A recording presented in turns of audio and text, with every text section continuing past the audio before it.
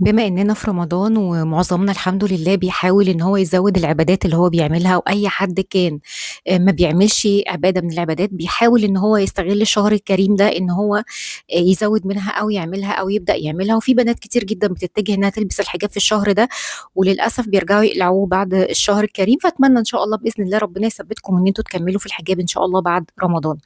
وبخصوص الموضوع ده أنا حابة إن أنا أحكي حكاية حصلت معايا، والفيديو ده للبنات، مين للبنات. أنا لمّا كنت في عُمرة كانت اللي موجودة معايا في الأوضة كانت حد يُعتبر من الناس اللي أنتم بتقولوا عليهم إن هم من Egypt، كانت ساكنة في مكان راقي جدًا في مصر، وكل الcommunity بتاعتها من الناس الراقية جدًا.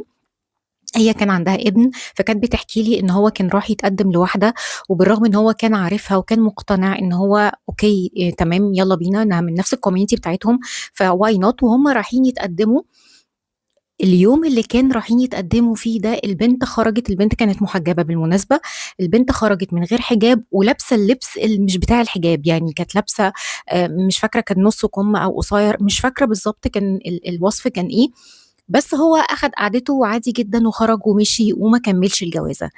أنا ضد تمامًا إن إحنا بنلبس علشان فلان يشوفني صالحة للجواز ليه والّا لأ، لإن إحنا بنلبس الحجاب ده ربنا سبحانه وتعالى.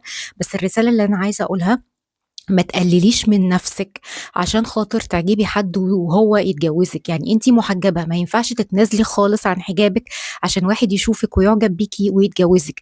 تخيلي كده إن أنتِ مطلوب منِك تعملي ده مع كل واحد جاي يتقدم لِك علشان تنولي الرضا إنِك تتجوزيه والّا لأ. فأرجوكم يا بنات، أنتِ اتحجبتِ فأنتِ تقعدي معززة مكرمة، اللي جاي هياخدِك لأخلاقِك ولشخصيتِك ولنجاحِك ولأهلِك ولحاجات كتير أوي المفروض يفكر فيها قبل إن أنتِ تطلعي له بشعرِك والّا لابسة مش عارفة إيه.